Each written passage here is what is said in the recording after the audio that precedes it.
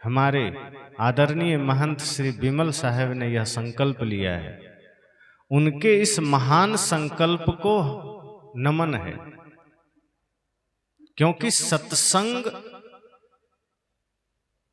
सिर्फ मंच से होते हैं, लेकिन जब हम जमीन पर उतरकर कोई सेवा करते हैं जिससे समाज व राष्ट्र के निर्माण में हमारी सहभागिता बनती है, वह और ज्यादा वंदनीय हो जाता है। तो इस महान कार्य के लिए सर्वप्रथम तो हम अपने महंत जी को, आदरणीय महंत बिमल साहब को धन्यवाद देते हैं, साधुवाद देते हैं कि उन्होंने बड़ा संकल्प लिया है और उनके इस संकल्प में आप सभी को सहयोगी बनना है, ताकि वह विद्यापीठ, वह गुरुकुल जल्दी तैयार हो सके और आपके ही बच्चे वहां पढ़कर संस्कारवान हो सके। और जितना गुरुकुल, जितना अधिक विद्यापीठ भारतवर्ष में होगा, निश्चित मानिए उतना वृद्धाश्रम में कमी आएगी। आज वृद्धाश्रम की संख्या क्यों बढ़ रही है? क्योंकि बच्चे शिक्षित हो रहे हैं, संस्कारित नहीं हो रहे हैं। अब शिक्षा पा करके वो बिजनेस करना तो जान लेते हैं, पढ़ लिख करके पैसा कमाना तो जान लेते हैं, चमक दमक में जीना तो जान लेते हैं, लेकिन बड़े बुजुर्गों, माँ बाप, राष्ट्र के प्रति श्रद्धावान कैसे हों, उनके प्रति समर्पित कैसे हों, उनकी सेवा कैसे करें, ये ख्याल उनके मन में नहीं आता, न ये ज्ञान उनको होता है। क्योंकि आज बड़े बड़े शिक्षण संस्थानों में यह संस्कार नहीं दिया जाता कि तुम्हें माता पिता, गुरु एवं राष्ट्र के प्रति भी कोई जिम्मेदारी निभानी है, तुम्हारे जीवन में इनका भी कोई महत्व है। तो इस क्रम में हमारे महंत साहब ने यह संकल्प लिया है, उनको आप सब निरंतर सहयोग देकर के उनके इस यात्रा में, उनके इस महान कार्य में मजबूत करिए, ताकि आपके बच्चे वहां पढ़ें और वो पढ़ करके हिंदी, इंग्लिश, गणित के साथ साथ शिक्षा, संस्कार एवं राष्ट्र भक्ति को भी लेकर आ सके। और जब बचपना में बच्चों में संस्कार मिल जाएगा तो वो बच्चे फिर आपके बुढ़ापे में आपके लिए वरदान बनेंगे। और अगर बचपना ही आपने बिगाड़ दिया, बचपना ही आपने उसका गड़बड़ कर दिया, तो बाद में रोने के सिवा कोई विकल्प नहीं है, कोई रास्ता नहीं है। इसलिए यह बहुत सौभाग्य का विषय होता है जब हमारे ही समाज में ऐसे शिक्षण संस्थान, जहां गुरुकुल की परंपरा हो, जहां संस्कारों की परंपरा हो, जहां मर्यादाओं की परंपरा हो, ये शुरू होते हैं। तो इसी संबंध में मैंने कहा कि थोड़ी मैं चर्चा करूंगा, चूंकि अनिवार्य है। आज हमारे समाज में छोटे छोटे बच्चे बिगड़ रहे हैं। वो पढ़ने से ज्यादा, कविता याद होने से ज्यादा, भजन याद होने से ज्यादा उनको गालियां याद हो रही है। वो गालियां कहाँ सीख रहे हैं, किनसे सीख रहे हैं? आपके ही बीच में सीख रहे हैं। वो सेवा से ज्यादा लड़ाई सीख रहे हैं। और ये भारत के पतन का बहुत भयंकर चेहरा है। आप देख लो, आज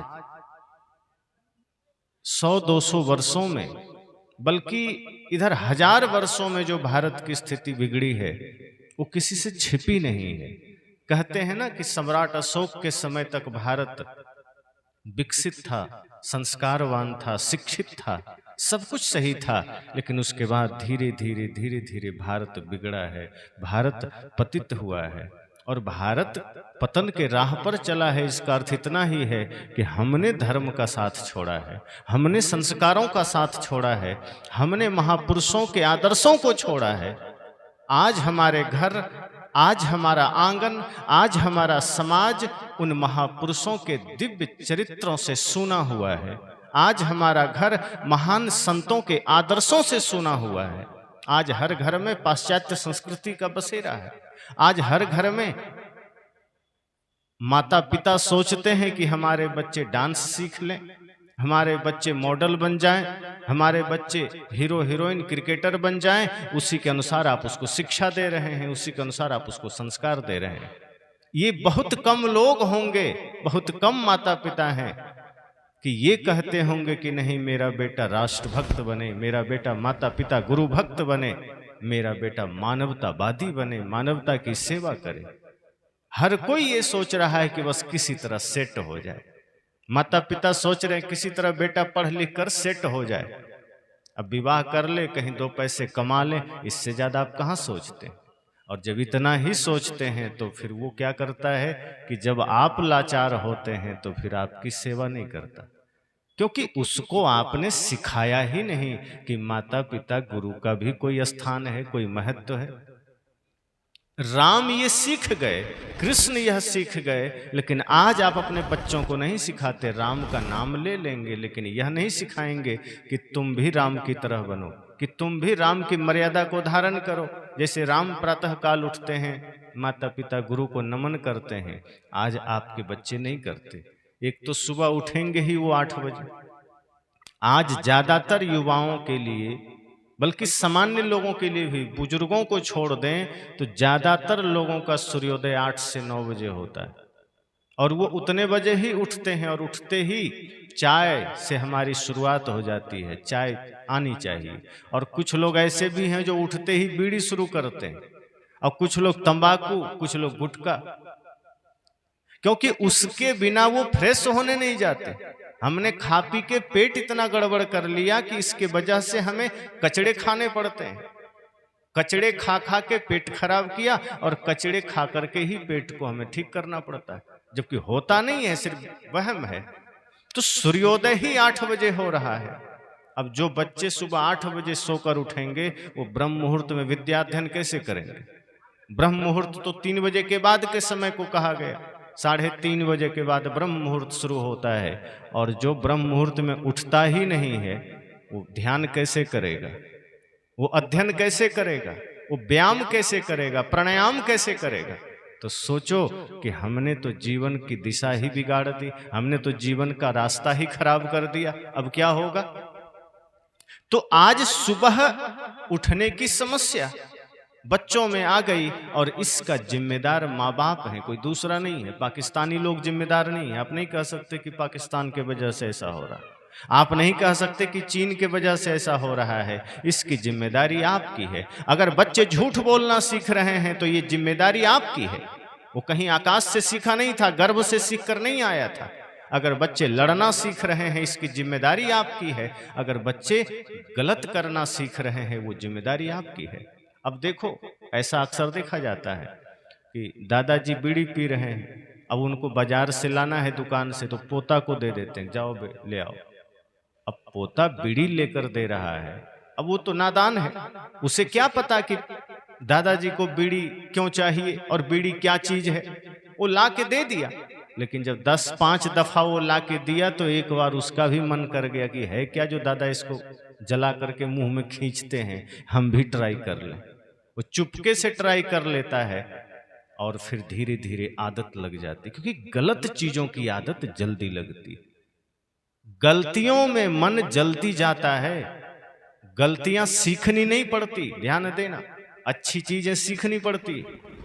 गलतियों के लिए प्रयास नहीं करना पड़ता, प्रयास अच्छाई के लिए करनी पड़ती है। मैं उदाहरण दिया करता हूं, पानी अगर टंकी में भरना हो तो मोटर चलाना पड़ता है, लेकिन पानी को गड्ढे में ले जाना हो तो किसी मोटर की जरूरत नहीं पड़ती, गिरा दो अपने चला जाएगा। पानी को ऊपर ले जाने के लिए यंत्र की आवश्यकता है, जीवन को ऊपर ले जाने के लिए गुरु मंत्र की आवश्यकता है। लेकिन हम जीवन को नीचे ले जा रहे हैं, क्यों? क्योंकि हम ध्यान नहीं दे रहे। मैंने कहा बच्चे क्यों बिगड़ रहे हैं? बच्चे को बिगड़ने का कारण सिर्फ हमारी असावधानी और लापरवाही है। हम जो कुछ भी खुराफात हैं हम करते चले जाते हैं। हमने कभी ये ख्याल नहीं किया कि हमारा किया गया कर्म, हमारे द्वारा किए गए कर्म हमारे बच्चों के भविष्य के साथ खतरनाक साबित हो सकता है, उसके भविष्य को बिगाड़ सकता है। लेकिन हम ये कहाँ सोचते हैं, हम करते चले जाते हैं। और मैंने कहा कि गलतियां जल्दी जीवन में आती है, बुराइयां जल्दी जीवन में आती है। आपने कभी सुना है कि कोई चोर कहा हो कि मुझे तो चोरी करने के लिए बड़ी मेहनत सीखनी पड़ी, हमने तो कई सालों का डिप्लोमा किया है चोरी करने में, या ट्रेनिंग लिया है, चोरी अपने सीख लेता है। किसी शराबी ने कहा कि 4 साल का कोर्स किया तब शराबी बना। किसी ने कहा कि मैं 3 महीने का कोर्स किया तब क्रोधी बना, तब गाली सीखा। कोई विद्यालय गाली सिखाने का नहीं है, कोई किताब गाली सिखाने का नहीं है, फिर भी गाली में आपके बच्चे और आप पारंगत हो रहे हैं, लड़ाई करने में पारंगत हो रहे हैं, चोरी करने में पारंगत हो रहे हैं, लेकिन ध्यान, धर्म, साधना, ज्ञान की बातों में हम 0 के 0 हैं, जबकि रोज सत्संग सुन रहे हैं। सोचो हमारे जीवन में क्या स्थिति है। बिगड़ना हो तो कुछ नहीं करना पड़ता, बस थोड़ा बेहोश हो जाओ, बिगड़ जाओगे, लेकिन सुधरने के लिए होश की आवश्यकता है, अच्छे कार्यों के लिए होश की आवश्यकता है। और ये जिम्मेदारी माँ बाप की है, ये जिम्मेदारी समाज की है। आज बच्चों के बिगड़ने का कारण दूसरा नहीं है, आप हैं। अब कई बार मैंने कहा ना कि बीड़ी आप मंगा लिए, कभी गुटखा मंगा लिए। सदगुरु आचार्य श्री धर्मस्वरूप साहब जी कहा करते थे, अपने जीवन का एक संस्मरण, कि एक महिला उनके पास शिकायत करने आई कि गुरुजी, मेरा बेटा 5-6 वर्ष का है, गुटखा खाता है। गुरुदेव जी आश्चर्य में पड़ गए, कहे 6 वर्ष का बच्चा गुटखा लाता कहाँ से और ये खाता है, कैसे सीख लिया?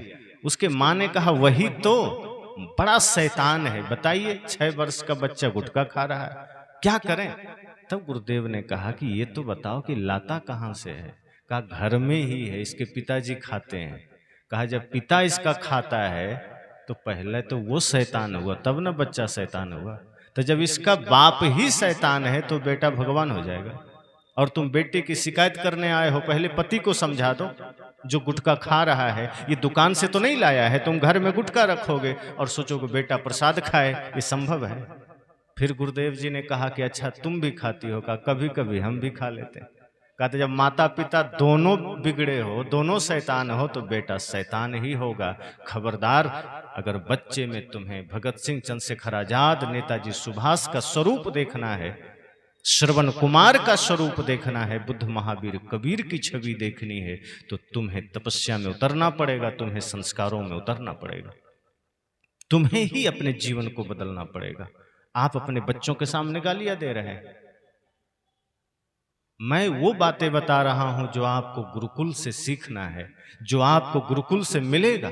गुरुकुल यही तो सिखाता है। गुरुकुल सिर्फ दिमाग में ज्ञान, जानकारियां नहीं भरता। गुरुकुल में सिर्फ किताबों की बातें दिमाग में नहीं भरता। गुरुकुल समस्त जीवन में संस्कार भरता है और वो बच्चे फिर वहां से निकलकर महान बनते हैं। तो मैंने कहा कि आप अपने प्रत्येक क्रियाकलाप में देखो कि कहां कहां भूल होती है। अब बच्चे सो रहे हैं, छोटे छोटे बच्चे हैं, और माँ बाप लड़ रहे हैं, झगड़ रहे हैं, एक दूसरे को गाली दे रहे हैं। सोचते हैं छोटा बच्चा क्या समझेगा, ये तो छोटा बच्चा क्या जानेगा। हम बच्चों को अबोध कह देते हैं, हम बच्चों को नादान कह देते हैं, पर बच्चे कोरे कागज हैं। हमसे और आपसे ज्यादा मेमोरी पावर उसका तेज है। भले ही वो बोल ना पाए, भले ही वो कुछ उस पर प्रतिक्रिया ना दे पाए, लेकिन आप जो करते हैं, आप जो बोलते हैं, आप जो वहां कुछ भी क्रियाकलाप करते हैं, वो उसमें रिकॉर्ड हो जाता है और बाद में वही निकलता है। अब आप गाली दे रहे हैं, बाद में उसके मुख से भी गाली निकलती है। आप सोचते कहां सीखा? आप ही तो एक दूसरे को दे रहे थे, आप ही तो झगड़ा कर रहे थे।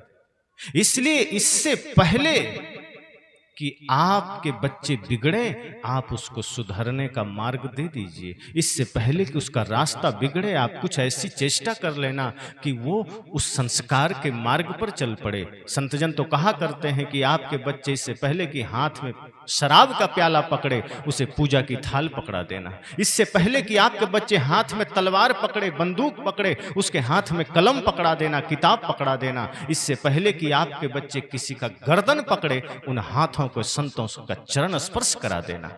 अगर इतना करा दोगे तो वो बच्चे कभी बिगड़ेंगे नहीं, वो बच्चे फिर महान बनेंगे। जिन बच्चों के हाथों ने बचपना में संत गुरुजनों का चरण स्पर्श किया है, वो हाथ फिर कभी किसी के साथ गलत नहीं कर सकता। जिन हाथों ने शास्त्र पकड़े हैं बचपन में, वो हाथ फिर कभी हथियार नहीं पकड़ सकते। जिन हाथों ने पूजा की थाल पकड़ी है बचपन में, वो बड़े होकर कभी शराब का प्याला नहीं छू सकता। इसलिए संतजन कहते हैं सावधान हो जाओ। आप माता हैं, पिता हैं, शास्त्रों ने कहा है माता निर्माता भवती, ये माताएं निर्माण करती है। मैं तो माता सीता का उदाहरण देता हूं। लव कुश को जन्म दिया उन्होंने जंगल में, न वहां विद्यालय है ना महाविद्यालय है, न राम के कोई भाई वहां है, लक्ष्मण भरत शत्रुघ्न कोई नहीं है, न हनुमान है। एक अकेली स्त्री माता सीता जंगल में रह करके लव कुश को ज्ञान की शिक्षा दिया, विद्वता दिया, संस्कार की शिक्षा दिया, संगीत की शिक्षा दिया, और इतना बलवान बना दिया, इतना संस्कारवान बना दिया कि जो अयोध्या की राम की सेना रावण को जीत ली थी, वो सेना लव कुश से हार गई। क्यों? क्योंकि एक माँ ने शिक्षा दिया था। इसलिए ऋषियों ने कहा माता निर्माता भवती। अगर आज आप माँ सीता से प्रेरणा लेकर के अपने बच्चे में लव कुश जैसा संस्कार भर दो, तो ये भारत तो आज फिर कहां से कहां पहुंच जाएगा। जो भारत कभी विश्व गुरु था, लोग कहते हैं ना कि भारत दुनिया को ज्ञान देता था, भारत दुनिया को संस्कार देता था, भारत ने ही दुनिया को कपड़े पहनना सिखाया, भारत ने ही बोलना सिखाया, भारत ने ही संस्कार सिखाया, भारत ने ही दुनिया को धार्मिक बनाया, वो भारत आज खुद शराब के प्याले में डुबकी लगा रहा है। हम उस देश के वासी हैं जिस देश में दूध दही की नदियां बहती है। अफसोस यह है कि आज हमारे लोग शराब के प्याले में डुबकी लगाते हैं। जहां दूध की नदियां बहे, जहां दही हो, जहां घी मिलता हो, जहां गंगा जैसी नदी बहती हो, अगर वहां के लोग शराब खाने में खड़े हों, तो ये भारत का दुर्भाग्य है, भारत के विश्व गुरु होने पर दुर्भाग्य है। इसलिए संतजन कहते हैं कि सजग हो जाओ, माता पिता दोनों की जिम्मेदारी है। आप एक माता तभी बनते हैं, सिर्फ जन्म देने से माँ बाप नहीं बन जाते। आप एक बच्चे को जन्म दे दिए तो क्या माँ बाप हो गए? ये तो जानवर भी कर लेता है। माँ बाप होने का मतलब जब आप मातृत्व धर्म का पालन किया है, आपने पितृधर्म का पालन किया है। मातृधर्म का पालन यह है कि आपके कोख से, आपके गर्भ से निकली हुई संतान राष्ट्र कल्याण कर सके, और एक पिता के लिए इससे बड़ा, एक माँ के लिए इससे बड़ा कोई सौभाग्य नहीं होता।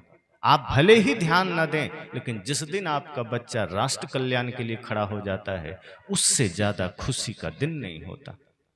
इसलिए यह ध्यान रखिए कि बच्चों के सामने गाली मत दीजिए, बच्चों के सामने नशा मत करिए, और सामने क्या करिए ही मत। ऐसा नहीं कि सामने नहीं कर रहे पीछे जाके कर लिए। ऐसा कई लोग सोच लेते हैं, अर्थ का अनर्थ। एक आदमी पंडाल में बीड़ी पी रहा था, तो कहा उससे कि देखो भाई पंडाल में बीड़ी मत पियो, तो क्या उठ के पंडाल के पीछे पीने लगा। तो फिर रोका गया कि पंडाल के पीछे क्यों पी रहे हो? तो आप ही ने तो कहा था पंडाल में मत पियो, पीछे पी रहे हैं। संत ने कहा कहीं मत पियो, पंडाल में ना पियो, मतलब वो हर जगह गलत है। गलत है मतलब गलत है। अरे अभी गलत है तो तब भी गलत है। अब जैसे सावन का महीना आता है, तो जो राक्षस लोग हैं, मांस मछली खाने वाले, दारू पीने वाले, उसको मैं राक्षस कहता हूँ। क्योंकि पहले के राक्षस भी वही काम करते थे, दारू पीते थे, मांस खाते थे, मछली खाते थे, व्यभिचार करते थे। तो आज के जो ये काम करने वाले राक्षस हैं, वो सावन में एक महीना बड़े धार्मिक हो जाते हैं, और सावन भर वो मांस नहीं खाते, और वो दुकानें भी मांस के बंद हो जाते हैं। तो मैं उन लोगों से कहता हूं कि अगर मांस मछली गलत है तो फिर तुम खाते क्यों हो? और अगर सही है तुम्हारा खाना, तो ये एक महीने के लिए बंद क्यों करते हो? फिर इसमें तो और बढ़िया से खाओ, शिव जी को भी चढ़ाओ, खुद भी खाओ और दिन रात खाओ। लेकिन इसका मतलब तुम्हारी बुद्धि इतना तो काम करती है कि तुम जानते हो कि ये गलत है, इसलिए कम से कम शिव जी का जो पूजा का समय है तब छोड़ देंगे। ऐसे छठ पूजा में 3 दिन एकदम हर गली आपको साफ नजर आएगी, कहीं कोई मुर्गा नहीं, कहीं कोई मछली नहीं, कहीं कोई बकरा नहीं। लेकिन छठ के बिहान दूसरे दिन सब गली में आपको मुर्गा काटा हुआ मिल जाएगा। सब राक्षस फिर 3 दिन के एक के बार भर लेता है। तो मैं कहता हूं लोगों से कि ये 3 दिन की पूजा, ये 3 दिन की साधना, ये 1 महीने का शिव भक्ति किस काम का? अगर गलत गलत है तो सदा गलत है, अगर पाप 1 दिन पाप है तो सदा पाप है। इसलिए पाप करो ही मत। अगर बीड़ी गलत है तो सदा गलत है। तो मैंने कहा बच्चों के सामने मत पीना मतलब कभी मत पीना, गाली बच्चों के सामने मत देना मतलब कहीं मत देना। ये मुख को क्यों गंदा करना? इस मुख से मीठी वाणी भी तो बोल सकते हो, इस मुख से सत्य भी तो बोल सकते हो। गालियां ही क्यों देना? गलत ही क्यों बोलना? झूठ ही क्यों बोलना? और अगर झूठ बोलोगे तो बच्चे सीखेंगे। क्या सीखेंगे वो? उन्हें थोड़े पता है कि पिताजी झूठ नहीं बोल रहे हैं कि सच बोल रहे हो। तो जो आप बोलोगे वो सीखेगा, उसे कुछ पता नहीं, उसे तो ये पता है कि बस पिता ने कहा है, मुझे सीखना है, जानना है, सुनना है। जैसे एक पिता कमरे में बैठा था, खिड़की से देखा कि उसका एक मित्र चला आ रहा है। देखा कि ये मित्र तो बड़ा दिमाग खाऊ है, आता है तो हमेशा दिमाग खाता है, झूठे परेशान करता है। तो उस पिता ने अपने बेटे से कहा कि बेटा जाओ गेट पर ही उस अंकल को कह देना कि पापा घर पर नहीं। कहा ठीक है पापा। वो गया गेट पर, तो उधर से जो सज्जन चले आ रहे थे, उस बच्चे ने कहा कि पापा घर पर नहीं है। तो उसने कहा अच्छा ठीक है, कोई बात नहीं, मैं जाता हूं। फिर उसके मन में आया, अच्छा ये बताओ कब आएंगे। अब पिता ने तो इतना ही बताया था कि पापा घर पर नहीं है, बेचारा बच्चा था, आगे का उत्तर उसको पता ही नहीं था कि मुझे देना क्या है, क्योंकि इतना इंटेलिजेंट झूठ में तो वो नहीं था, अभी छोटा था। छोटा बच्चा बड़ा दिल का साफ होता है, इसीलिए बच्चों को भगवान का स्वरूप कहा जाता है। बच्चे बड़े सौम्य होते हैं, छल कपट से दूर होते हैं। जब पिता के द्वारा समझाने पर उसने कह दिया पापा घर पर नहीं है, तो सज्जन ने कहा कब आएंगे। अब उसका दिमाग चकरा गया कि अब क्या बोलें। तुरंत कहता है ठीक है रुकिए, पापा से पूछ कर आते हैं। झूठ पकड़ी गई कि नहीं? क्या रहा बाकी? अब सोचो, उस बच्चे को छोटी सी बात में झूठ बोलना सिखा दिया। लेकिन वो बच्चे हैं, वो भगवान के स्वरूप हैं, वो आपके छल में साथ नहीं दे सकते। लेकिन अगर बार बार उसके साथ झूठ करोगे, बार बार उसके साथ छल करोगे, तो एक दिन वो झूठ का सांसा बन जाएगा और फिर आपसे इतना झूठ बोलने लगेगा कि आप दूसरों से शिकायत करते फिरोगे कि क्या करें, मेरा बेटा तो मुझसे झूठ बोलता है। अब बोलेगा ही, वो रहेगा शराब खाने में, आप कहोगे कहाँ हो बेटा, कोचिंग में है पापा। अब वो है बैठा शराब खाने में, वो चला जाएगा फिल्म देखने, आप कहोगे कहाँ हो, वो कहेगा आप भी क्या परेशान करो, पढ़ रहे हैं, कितना मेहनत है, आगे एग्जाम है। और एग्जाम में जब फेल हो जाएगा तब आपको फेल कैसे हुए पता नहीं, क्योंकि वो झूठ आपसे सीखा है, फिर आपको एग्जैक्ट नहीं बताएगा वो कहाँ है। इसलिए संत कहते हैं आप माता पिता हैं तो संस्कारी माता पिता बनिए, दिव्य माता पिता बनिए। माता पिता होना भी एक तपस्या की बात है। एक ये साधारण नहीं है कि कोई भी माता पिता बन गया, आप उसके सामने पूरा जीवन सुधर कर रहिए। तभी तो आइंस्टीन ने कहा था एक महिला से, आप सब सुने होंगे कि एक महिला ने उनसे कहा कि 25 वर्ष की महिला थी कि मेरा बेटा 5 साल का हो गया, इसकी शिक्षा दीक्षा कब शुरू करूं। आइंस्टीन ने कहा कि तुम्हारी उम्र कितनी है। कहा कि मैं तो बच्चे के बारे में पूछ रही हूँ, आप मेरी उम्र से आपको क्या लेना देना। तो आइंस्टीन ने कहा नहीं, तुम्हारी उम्र बताओ। कहा नहीं, आप बच्चे के बारे में बताइए। आइंस्टीन ने कहा तब मैं नहीं बता सकता। तो उसने कहा कि मेरी उम्र 25 वर्ष है। आइंस्टीन ने कहा फिर तुम 25 वर्ष देर से आई हो। का मतलब, कहा जो शिक्षा दीक्षा तुम इसमें देना चाहती हो वो तुम्हारे जीवन में होना चाहिए था, फिर तुम पूछती नहीं, क्योंकि वो खुद तुम्हारे बच्चे में शुरू हो जाता। तुम्हारा जीवन अछूता है ज्ञान से, तुम्हारा जीवन रिक्त है संस्कारों से, इसलिए तुम बच्चों के संबंध में पूछने आई हो। जो तुम बच्चों में देना चाहती हो, जो अच्छाई तुम बच्चों में भरना चाहती हो, वो तुम्हारे ही जीवन में आ जाते, तो तुम्हें पूछना नहीं पड़ता, फिर ये स्वाभाविक महान बन जाता। संत यही कहते हैं कि जो जैसा बच्चों को देखना चाहते हो वैसा करना।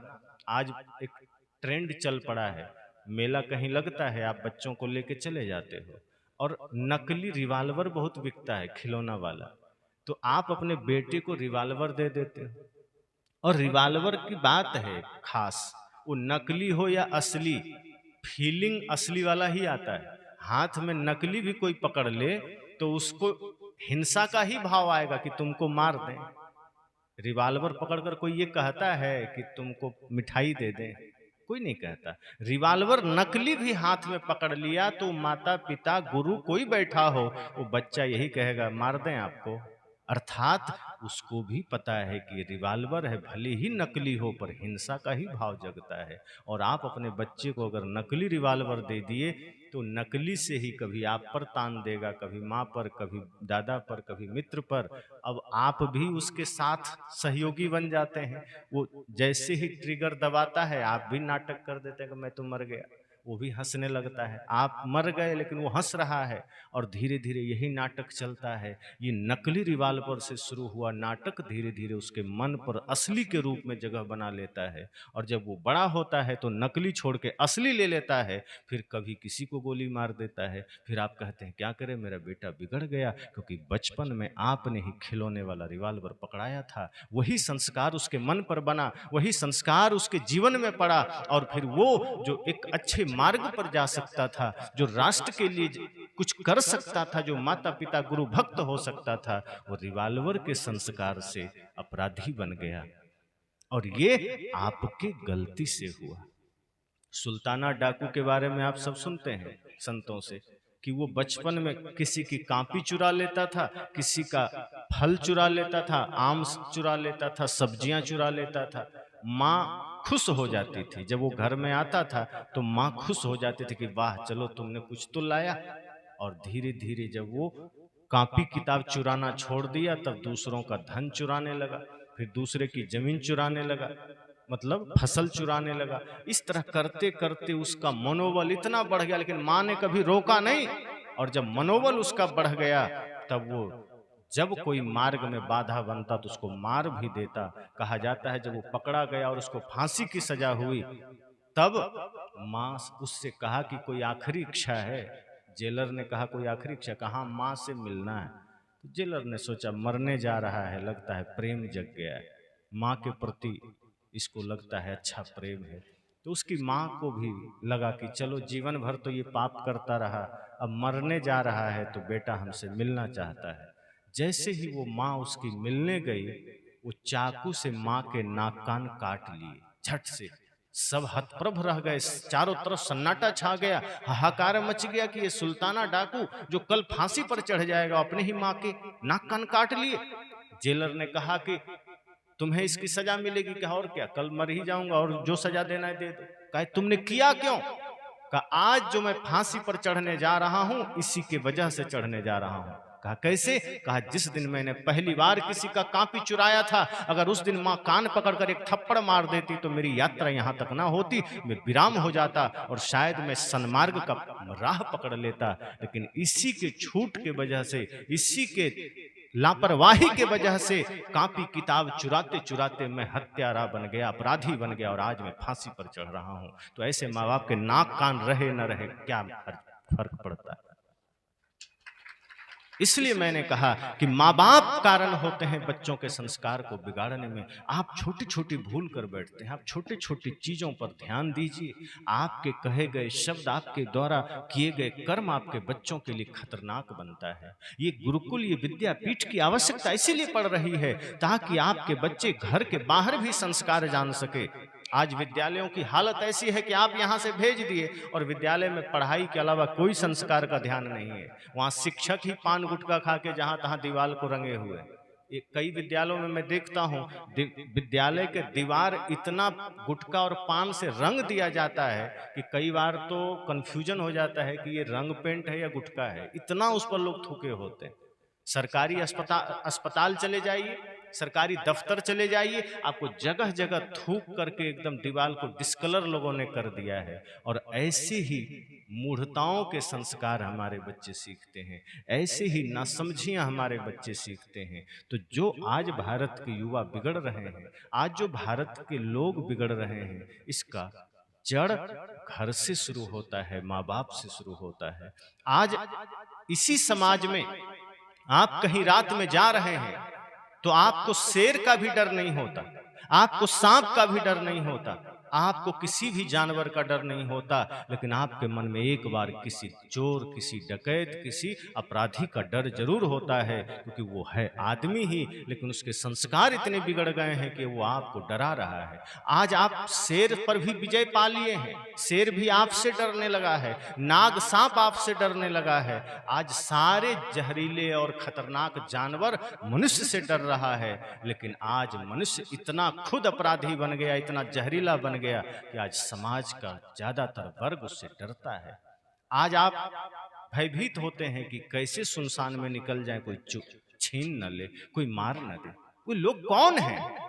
वो कहीं आकाश से नहीं आए। मैंने कहा इस समाज का हर बिगड़ा हुआ युवक, हर बिगड़ा हुआ आदमी इसी समाज से निकला है और जो कुसंस्कारों से सज्जित है, जिसने कभी बचपन में संस्कार नहीं जाना, जिसने कभी गुरु संतों का सानिध्य नहीं पाया, और इस वजह से वो बिगड़ते चले जाते हैं और हम सब उसके जिम्मेदार हैं। मैंने कहा ना कि आप उसको बढ़िया पढ़ा रहे हैं, अच्छी शिक्षा दे रहे हैं, लेकिन अच्छे संस्कार नहीं दे रहे हैं। इसीलिए भारत देश में वृद्धाश्रम बन रहा है। कई लोग कहते हैं हमसे कि महाराज जी वृद्धाश्रम हम बनवा रहे हैं, आप उद्घाटन कर दीजिएगा। मैं कहा कम से कम वृद्धाश्रम का तो हम नहीं कर सकते। कहा क्यों? मैं कहा ये भारत के लिए दुर्भाग्य का विषय है, ये सौभाग्य का विषय नहीं। जिस भारत में महादेव जगत पिता माने जाते हैं, दुर्गा जगत जननी मानी जाती है, उस देश में वृद्धाश्रम बनना ये सौभाग्य का नहीं दुर्भाग्य का विषय है। क्योंकि वृद्धाश्रम का मतलब ही है कि अब बेटा बहू राजी नहीं है माँ बाप की सेवा को, और वो लाचारी में उन्हें वृद्धाश्रम का सहारा लेना पड़ता है। तो क्या ये इस देश के लिए खतरनाक नहीं है? ये शिक्षा, ये संस्कार कहां से मिलेगा? आज हमारा मार्ग बिगड़ा है। आज आप अपने घरों में, मैं तो कई घरों में जाता हूं, तो द्वार में जैसे ही घुसता हूं, द्वार पर ही हीरो हीरोइन की तस्वीर मिलते हैं। पहले घरों में लोग राम कृष्ण के तस्वीर लगाते थे, बुद्ध महावीर की तस्वीर लगाते थे। अब घरों में घुसते ही देखता हूं दरवाजे पर किसी अभिनेत्री की तस्वीर लगी है। अब सोचो जिस दीवार पर अब अभिनेता अभिनेत्री ने डेरा डाल दिया, उस घर में रहने वाले के दिल पर क्या राम बैठा होगा? उस घर में रहने वाले के हृदय में क्या कृष्ण और कबीर बैठे होंगे? नहीं। जिस घर के दीवार पर अब हीरो हीरोइन चढ़ गया, उसके दिलों में भी हीरो हीरोइन का ही निवास होगा। और जिस घर के लोगों के दिलों में हीरो हीरोइन ने डेरा डाल दिया, उसके बच्चे तो खुद हीरो हीरोइन और बिगड़े हुए होंगे, उसको संस्कार नहीं मिलेगा। अब तो घरों की तो छोड़ो, अब कापियों में भी हीरोइन की तस्वीर छपने लगी है। मैं कई कापियां देखता हूं दुकान पर जाकर के, अब उसमें महापुरुषों की तस्वीरें नहीं छपती, अब उसमें संतों की तस्वीरें नहीं छपती। अरे जंगल का भी छाप देते, शेर भालू का भी छाप देते तो बात समझ में आती। अब उन किताबों और कापियों में हीरोइनों की तस्वीर छपती है। एक सच्ची घटना बताऊं, मैं एक दुकान पर गया कुछ लेने, 7 वर्ष का बच्चा रहा होगा, 7-8 वर्ष का बच्चा, वो आया और दुकानदार से कहा कापी दे दो। तो दुकानदार ने कापी दिया, उस कापी के कवर पर शेर का चित्र छपा था। तो उसने कहा नहीं नहीं ये वाला नहीं चाहिए। कहा कौन सा चाहिए? कहा वो वाला दो जिस पर कैटरीना कैफ का फोटो छपा है। हमने सिर पकड़ लिया, मैं कहा इसको लिखना है कि कैटरीना कैफ को देखना है? अब क्या सीखा होगा इसने, क्या शिक्षा मिली होगी घर में? इसका मतलब है कि घर में माँ बाप भी वही शिक्षा इनको दे रहे हैं, अर्थात वही देख रहे हैं। इसके मन पर भी हीरोइन का ही छवि सवार है। ये कॉपी भी खरीद रहा है तो इसको कॉपी से मतलब नहीं है, कवर पर फोटो से मतलब। हम कहां तक गिरते चले जा रहे हैं? घर में आप फिल्मी गाना बजा देते हो, फिल्मी गीत बज रहा है, आपका होम थिएटर चालू है, फिल्मी गाने बज रहे हैं और आपके बच्चे भी उस पर डांस कर रहे हैं, आप भी डांस कर रहे हो। और आप सोचते हो कि फिल्मी गाना बजा लेने से, डांस कर लेने से और अपना बच्चा हमारा श्रवण कुमार बन जाएगा, बुद्ध बन जाएगा, तो ऐसा हो सकता है?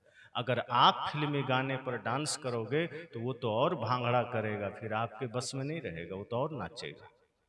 इसलिए संस्कार देना है तो बदलाव की आवश्यकता है, और वो बदलाव अपने जीवन से शुरू करिए। एक एक चीजों को देखिए। आपकी दीवारों में भी महापुरुषों की तस्वीरें होनी चाहिए। आपके घर का माहौल में भी धर्म सत्संग की खुशबू होनी चाहिए। जब घर का माहौल, आंगन का माहौल खुशबू से भरा होगा तो बच्चे भी वैसा बनेंगे। अब सोचो भारत की संस्कृति क्या है? भारत की संस्कृति है कि 2 वर्ष का बच्चा भरत, जिसके नाम पर भारत देश का नाम पड़ा, शकुंतला पुत्र भरत, 2 वर्ष की अवस्था में शेर पर चढ़कर उसका दांत गिन रहा है। और आज आपके बच्चे बड़े हो जाते हैं फिर भी कॉकरोच से डरते हैं। कैसे? क्योंकि आप डर में जी रहे हो, आप उसको डर सिखा रहे हो। आपके बच्चे चूहा बिल्ली कुत्ता से डरता है। अब बच्चे खेल रहे हैं, आपका तो बेटा चुप हो जा बिल्ली आ जाएगी, चुप हो जा कौआ आ जाएगा। अब बचपन में आप कौआ बिल्ली से डराओगे तो फिर बड़ा होके तो डरेगा ही।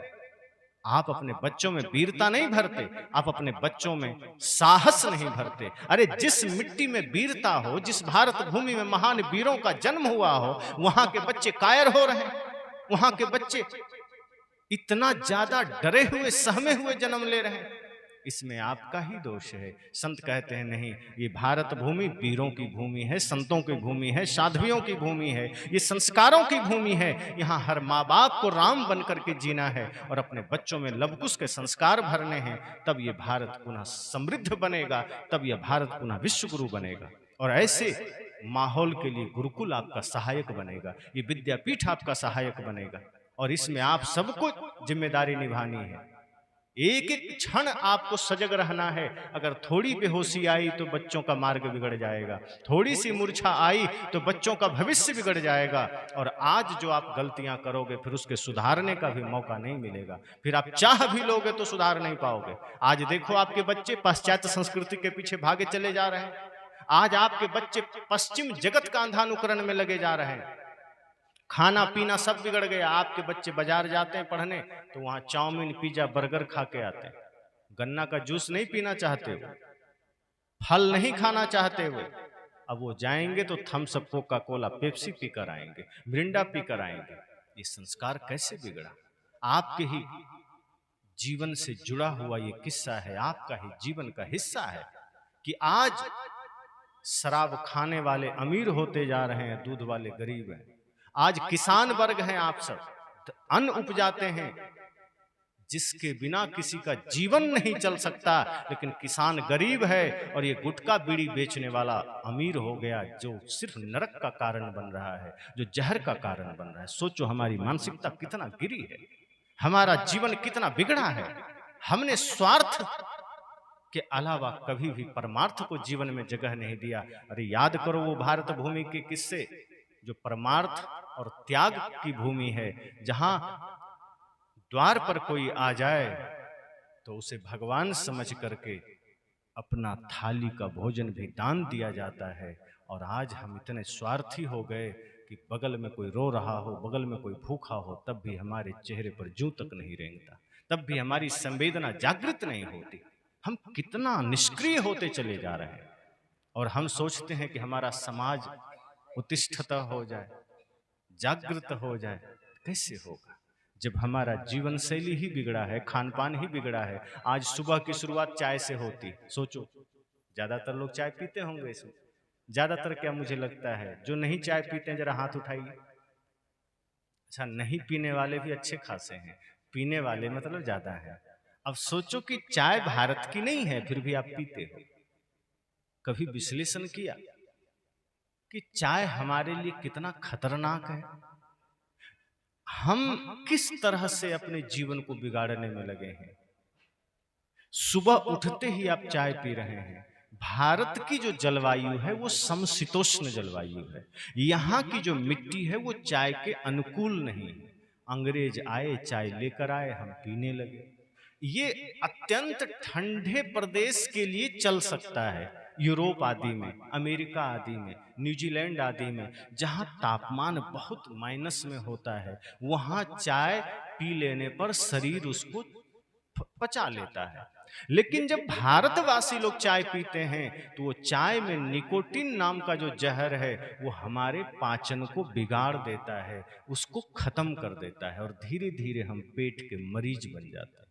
फिर पेट का मरीज बनते ही जब पेट में सिर्फ बीमारी आई तो आयुर्वेद कहता है कि अगर एक व्यक्ति पेट का मरीज हो गया तो 103 प्रकार की बीमारी उसके शरीर पर उतर आती है। फिर आप अस्पताल के चक्कर काटते रहो, फिर आप दुनिया भर की दवाइयां लेते रहो, और इस तरह से आप परमानेंट अस्पताल का चक्कर लगाते रहते हो। काम तो ये करना था कि मंदिर जाना था, सत्संग में जाना था, सेवा में जाना था, आपका ज्यादा समय अस्पताल के चक्कर में हो गया। तो कुछ चीजें असावधानी से और कुछ चीजें गलत अनुकरण से होता है। हमने पश्चिम जगत का अनुकरण किया कि सोना जगना खराब हो गया, सुबह उठ करके हमने चाय पीना शुरू कर दिया, तंबाकू खाना शुरू कर दिया, गुटखा खाना शुरू कर दिया। बढ़िया शरबत पीते, काढ़ा पीते, दूध पीते, जूस पी लेते, फल खा लेते, शरीर भी स्वस्थ रहता। प्रकृति ने शरीर को दिया है, प्राकृतिक भोजन लीजिए, शरीर स्वस्थ रहेगा।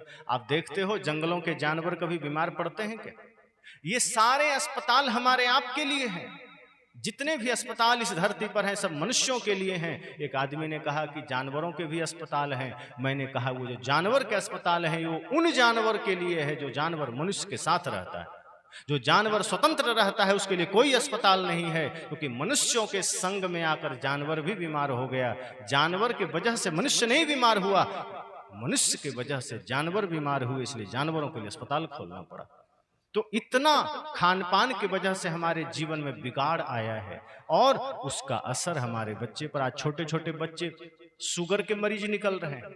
आज 8-10 वर्ष के बच्चों का बाल सफेद हो रहा है। आज छोटे छोटे बच्चे हार्ट अटैक के पेशेंट बन रहे हैं। ये भारत भूमि स्वास्थ्य में भी पिछड़ गया, समृद्धि में भी पिछड़ गया, संस्कार में भी पिछड़ गया। इसलिए बाकी चीजें बाद में, मैं कहता हूं अन्य चीजों के लिए बाद में प्रयास करना कि कुछ भी बनना हो बाद में। संत जन कहते हैं ना, भक्त या विद्वान कवि, भगवान पंडित मौलवी, जो भी बनना बाद में पहले बनो तुम आदमी। आदमी के शहर में मैं ढूंढता हूँ आदमी। कहा पहले आदमी बनो, संस्कारी बनो, पहले धर्मात्मा बनो, बाकी बाद में देखा जाएगा। लेकिन हम सब कुछ करना चाहते हैं, बढ़िया घर बनाना चाहते हैं, बढ़िया कपड़े, बढ़िया गाड़ी, बढ़िया शिक्षा, बढ़िया नौकरी, लेकिन कभी यह नहीं सोचते कि इन सब के मूल में इंसानियत है, इन सब के मूल में संस्कार है, और उसी में हम पीछे होते हैं, उसी में हम कोसों दूर होते हैं। जिस दिन आपने अपने बच्चों में संस्कार भरना शुरू कर दिया, आपकी कीमत, आपका महत्व बढ़ता चला जाएगा। फिर आप जहां बैठोगे वहां आप प्रकाशित होगे। कचड़ों को पाल करके, गंदगी को धारण करके कोई आदमी महान नहीं बनता। इस धरती पर महान वो बनता है जिन्होंने तपस्या की है, जिन्होंने त्याग किया है, जिन्होंने अच्छे विचारों को जीवन में धारण किया है। तो मैंने कहा खान पान बिगड़ा, आपका जीवन शैली बिगड़ी, आज कपड़े बिगड़ गए। पहले कपड़े पहने जाते थे शरीर को ढकने के लिए, अब वस्त्र पहने जाते हैं शरीर दिखाने के लिए, और आप ही खरीद कर दे रहे हो अपने बच्चों को।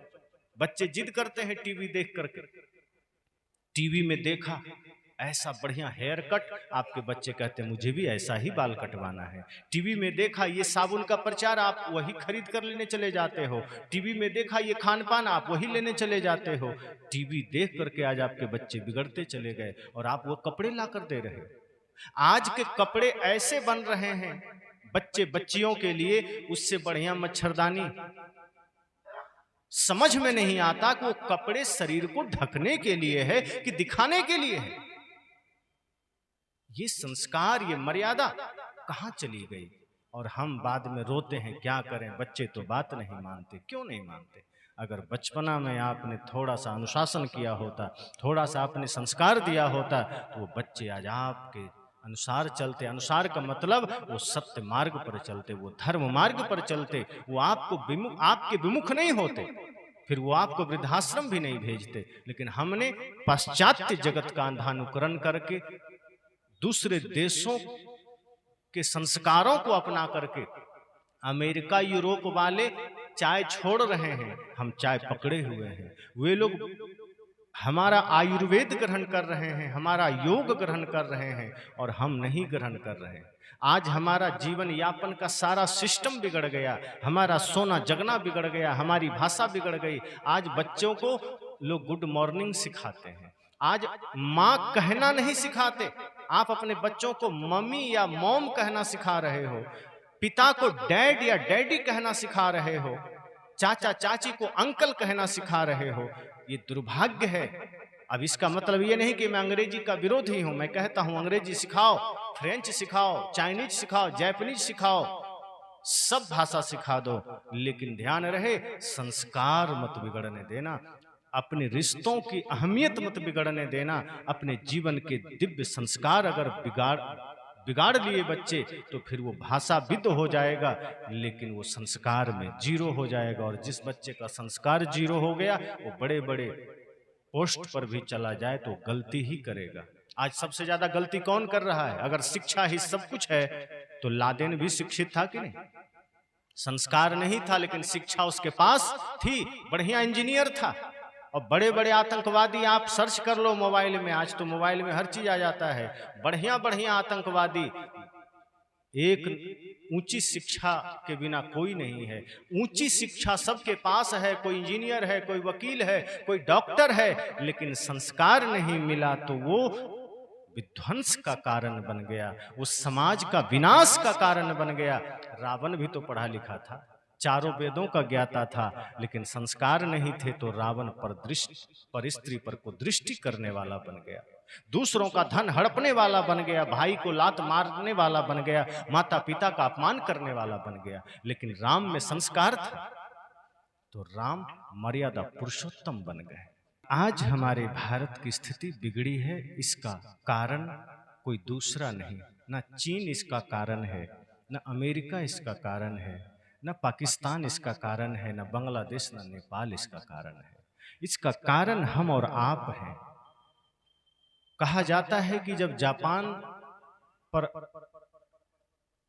बम गिरा था और पूरा तहस नहस हो गया, उसके बाद वहां एक ऐसा नेता पैदा हुआ, एक ऐसा सामाजिक व्यक्ति, देश को जगाने वाला एक ऐसा व्यक्तित्व खड़ा हुआ जिसने कहा कि अब हमें अपने पैरों पर खड़ा होना है, अब हमें दूसरे देशों के सामने हाथ नहीं फैलाना है, और चाहे तो 2-4 दिन भूखे रहना पड़े, चाहे तो सिर्फ चावल या आटा खा के रहना पड़े, कोई हर्ज नहीं, लेकिन हमें अपने पैरों पर खड़ा होना है, स्वावलंबी बनना है। और कहते हैं उनका यह मुहिम इतना बड़ा काम किया कि आज जापान अपने पैरों पर ही नहीं खड़ा है, दुनिया को भी अपने पैरों पर खड़ा करने का सामर्थ्य पैदा कर लिया है। दुनिया को भी वो टेक्नोलॉजी दे रहा है। आज कोई भी चीज कहीं बन जाए पर टेक्नोलॉजी जापान की होती है, पैसा जापान इन्वेस्ट करता है। छोटा सा देश जो हर वर्ष सुनामी को झेलता है, हर वर्ष न जाने कितनी समस्याओं को झेलता है, लेकिन पूरी दुनिया में सबसे तेज चलने वाली ट्रेन वहां है, सबसे ज्यादा टेक्नोलॉजी वहां है। जितने आप देख रहे हैं मोबाइल, टीवी, रेडियो, ज्यादातर सब जापान का है, मेड इन जापान हो, तो हम कहते नहीं ये बढ़िया होगा। कैसे कहते हैं वहां के छोटे छोटे बच्चे भी विद्यालय के बाद जो समय मिलता है वो कहीं जाकर काम करते हैं, कुछ श्रम करते हैं, कुछ रोजगार करते हैं, अपने पैरों पर खड़ा होने का मार्गदर्शन मिलता है। आज हमारा देश पश्चिम का अनुकरण तो किया, लेकिन वो गंदगी का किया है, गलतियों का किया है, और उस वजह से आज हमारा समाज बिगड़ता जा रहा है, बिखरता जा रहा है। तो ये गुरुकुल आपके इस मुहिम में सहयोगी बनेगा। जो संकल्प हमारे आदरणीय महंत साहब ने लिया है, विद्यापीठ का संकल्प, ये आपके उस यात्रा का सहयोगी है जहां से पुनः आपके बच्चों में दिव्य संस्कारों का आगमन होगा, शुभ संस्कारों का आगमन होगा, और तब आप समझ पाएंगे कि छोटी सी यात्रा, थोड़ा सा परिवर्तन कैसे जीवन ही नहीं समाज और राष्ट्र के परिवर्तन का कारण बन जाता है। अगर आप थोड़ी सी भूल आज कर रहे हैं, कई लोग कहते हैं मेरा बेटा बिगड़ेगा, आपका क्या? कई लोग कहते हैं, जो कुतर्क करने वाले हैं वो कहते हैं कि आप लोग इतना क्यों हल्ला मचा रहे हैं, हमारा बेटा बिगड़ेगा, आपको बुखार क्यों आ रहा है? लेकिन आप ये नहीं सोचते कि वो आपका बेटा बस नहीं है, वो भारत के समस्त सामाजिक रूप से अगर देखा जाए तो संपूर्ण भारतवर्ष के इकाई का एक हिस्सा है, और अगर वो बिगड़ता है मतलब हमारा भारत बिगड़ता है, भारत के बिगड़ने की शुरुआत होती। अब एक इसको मोटे तौर पर समझो, उदाहरण के तौर पर मान लीजिए ये बलौदा बाजार जिला है या ये कसडोल है, आपका बच्चा रायपुर में पढ़ता है और आपका इस गांव का बच्चा वहां चोरी करते पकड़ा जाएगा, तो वहां लोग क्या कहेंगे? कसडोल के लड़के ऐसे होते हैं क्या? पूरा कसडोल तो चोरी नहीं किया ना, एक बच्चा ने किया है, लेकिन वहां के लोग क्या कहेंगे कि कसडोल के सब लोग ऐसे होते हैं क्या? एक बच्चे ने चोरी किया पर नाम सबका आया। अब सोचो यहाँ का लड़का अगर दिल्ली में पढ़े और वहां कुछ गलत करते पकड़ा जाए तो वो क्या कहेगा? कसडोल का लड़का गलत किया है। वो कहेगा छत्तीसगढ़ के लड़के ऐसे होते हैं क्या?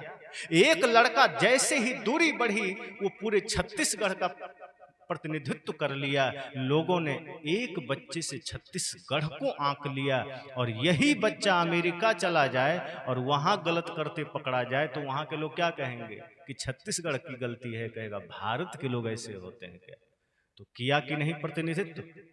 कैसे भूल गए कि आपके बच्चे सिर्फ आपके लिए आपके हैं? नहीं, आपके बच्चे ये भारतवर्ष का है, और अगर वो गलती करेगा, उससे भूल होगी, तो सिर्फ और सिर्फ आपका नुकसान नहीं है, समाज का, राष्ट्र का नुकसान है और पूरी मानवता का नुकसान है। अगर आप कुछ गलत करते हो तो आप आज गलत नहीं कर रहे हो, आने वाली पीढ़ियों में गलतियों का बीज बो रहे हो। इसलिए मैंने कहा भाषा, संस्कार, भोजन, तीनों पर ध्यान रखना कि संस्कार भी दिव्य रखना, भाषा भी ठीक रखना और भोजन भी ठीक रखना, वस्त्र भी ठीक रखना। आज वस्त्र भी बिगड़ गए, भोजन भी बिगड़ गया, भाषा भी बिगड़ गई।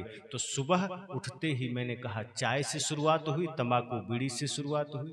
जिस भारतवर्ष में लोग सुबह उठते ही भजन से शुरू करते थे अपना दिनचर्या, प्रसाद खाकर शुरू करते थे, आज हमारी दिनचर्या बिगड़ गई। सुबह उठते ही फिल्मी गाना, तंबाकू बीड़ी सिगरेट से हमारी दिनचर्या शुरू होती है। जिस देश में माँ को माँ कहा जाता था, आज वहां हम मॉम कहते हैं, मम्मी कहते हैं। पिता को पिता कहा जाता था, वहां हम उसको डैड, डैडी कहते हैं। अब डैड का मतलब जो मर गया, तो क्या पिता मर गए जो डैड कह रहे हो? Did dad dad. अब डैड में कोई न भाव है, न कोई रस है। पिता में एक सम्मान है, एक वजन है, एक प्रेम है। और जब मम्मी कहते हो तो मम्मी को मिस्र में सुरक्षित लाश कहा जाता है, अब माँ को लाश बना दिया। बढ़िया हो कि प्यार से माँ कहो, लेकिन हमने भाषा की भी गुलामी इतनी पकड़ ली। अंग्रेज चले गए, वो भाषा छोड़ गए, हम अंग्रेजी झाड़ने में लग गए। अब जब तक कोई दो चार अंग्रेजी ना बोल दे, हम समझते हैं वो विद्वान नहीं है। अपनी भाषा, अपनी संस्कृति में बोलने में हमें शर्म आती है। बच्चे बाहर जाएंगे तो गुड मॉर्निंग, अरे गुड मॉर्निंग का अर्थ भी तो समझो। गुड मॉर्निंग होता क्या है? ये क्या है गुड मॉर्निंग? ये प्रणाम है। गुड मॉर्निंग का मतलब अच्छी सुबह। हमारे यहाँ तो हर दिन अच्छी सुबह होती है। ये यूरोप के लोगों के लिए ठीक है, जहाँ सूर्योदय ही 2-3 महीने पर होता है। तो जब कभी वहाँ 1 महीने 2 महीने पर सूर्योदय होता था तो लोग खुशी से नाचते थे, कहते थे गुड मॉर्निंग, अच्छी सुबह। हमने मूढ़ता बस स्वीकार कर लिया गुड मॉर्निंग।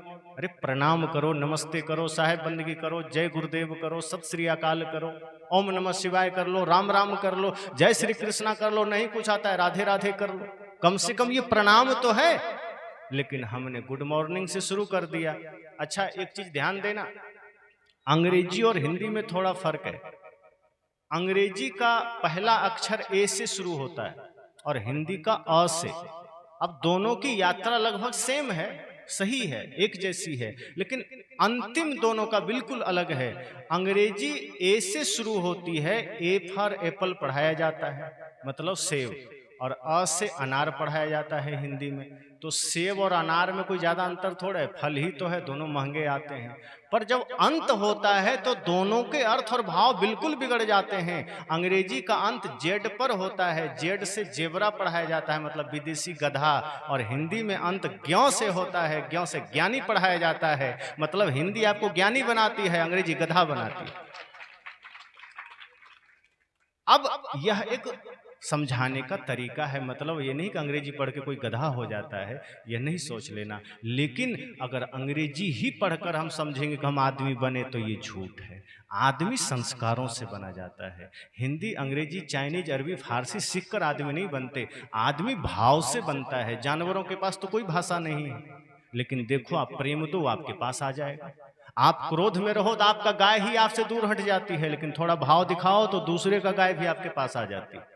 तो भाव असली बात है। मैंने कहा भाषा हो या संस्कार हो, वस्त्र हो, कुछ भी हो, हमने पाश्चात्य का सीखा है। एक हमारा विवेकानंद जी थे, जिनकी जयंती अभी निकली है, ज्यादा दिन नहीं हुआ, 12 जनवरी को था। वो भारत से बाहर जाकर के भारत के संस्कारों का झंडा गाड़ कर आए।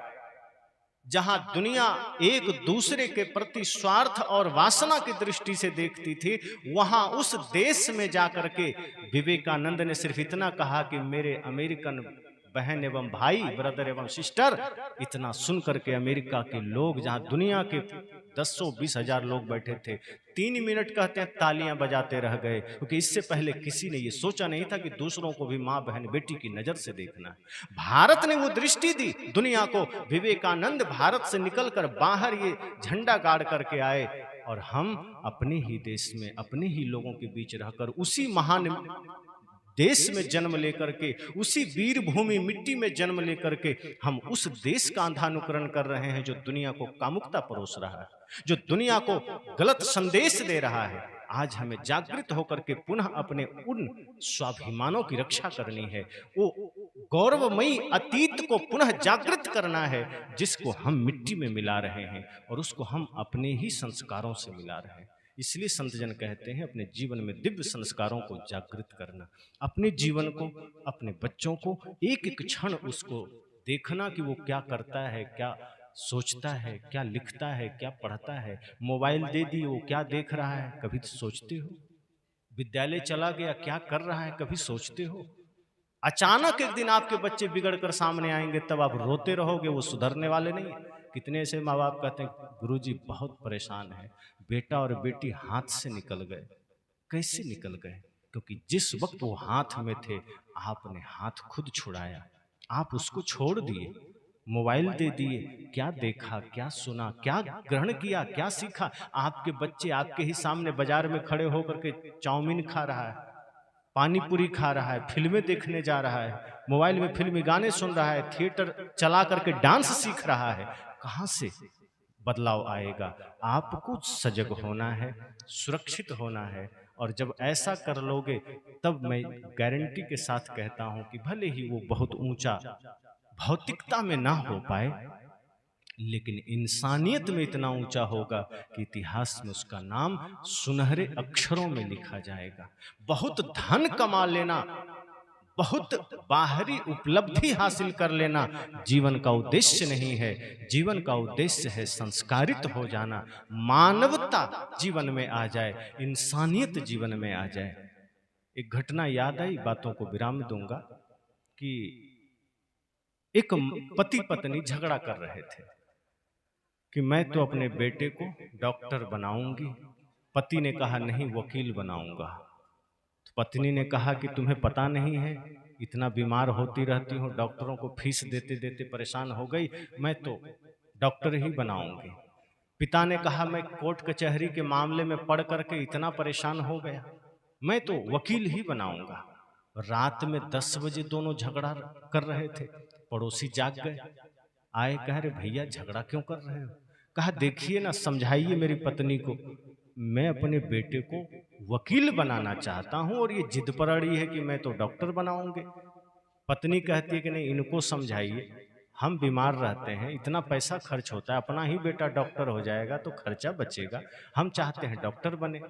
तो पड़ोसियों ने कहा अच्छा अच्छा ठीक है, दोनों की बात तो ठीक है, अरे बेटे से पूछ लो कहाँ है, बुलाओ जरा। कहा अभी वो पैदा ही नहीं हुआ। कहा जो पैदा नहीं हुआ उसको लेकर के आधे घंटे से झगड़ रहे हो? अरे कम से कम वो जन्म लेता, उससे पूछ लेता, अभी वो जन्म तक नहीं लिया और तुम डॉक्टर इंजीनियर के पीछे लगे हो, वकील के पीछे लगे। ध्यान रखना, सबसे पहले जन्म नहीं लिया, जो चीज अस्तित्व में नहीं है उसको तुम डॉक्टर बनाना चाह रहे हो, वकील बनाना चाहते हो। संत जन कहते हैं आपके जीवन में अगर पहले इंसानियत जग जाए तो दुनिया की कोई भी उपलब्धि फिर आपसे दूर नहीं है। अगर इंसानियत आ गई, मानवता आ गई, करुणा आ गई, प्रेम आ गया, जो कि मानव जीवन की पहली और आखिरी जरूरत भी है, स्वभाव भी है, अगर वो आपने जगा लिया तो समझो कि दुनिया की सारी उपलब्धियां आपके चरणों में होगी। जितने महानतम से महानतम लोग हुए हैं वो बाहरी रूप से बिल्कुल दरिद्र माने जाएंगे। शबरी के पास बाहर कुछ नहीं है, टूटी झोपड़ी है, फटी साड़ी है। विदुर जी के पास छोटी सी कुटिया है, और राम भी जंगल में कोई राजमहल में नहीं थे, साधारण रूप से चल रहे थे। और कृष्ण भी कोई बहुत ज्यादा भोग विलास में नहीं थे, साधारण योगी की भांति जी रहे थे। जितने भी महानतम से महानतम दुनिया में हुए हैं, बाहरी तौर पर सबके पास दरिद्रता है। दुनिया जिससे अमीरी और गरीबी का हिसाब लगाती है, वो महानतम से महानतम लोगों के पास बाहर से देखो तो कुछ नहीं है, और जिनके पास था वो छोड़ गए। सिद्धार्थ के पास था तो सिद्धार्थ सब कुछ छोड़ दिए, मीरा के पास था तो सब छोड़ दिए, लेकिन उन लोगों ने उस दौलत को प्राप्त किया, उस समृद्धि को प्राप्त किया जो कभी साथ नहीं छोड़ता, जो कभी भी घटता नहीं, जो कभी भी क्षय नहीं होता, छिन्न नहीं होता।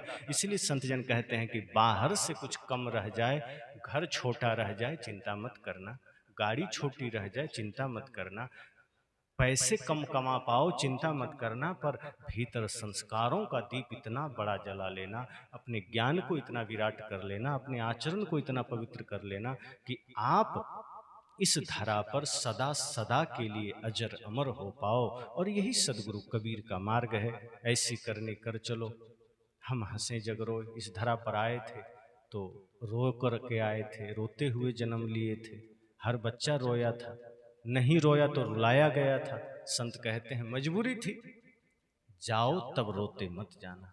अगर पाप कमा के जाओगे तो रोते जाओगे, किसी का दिल दुखा के जाओगे तो रोते जाओगे।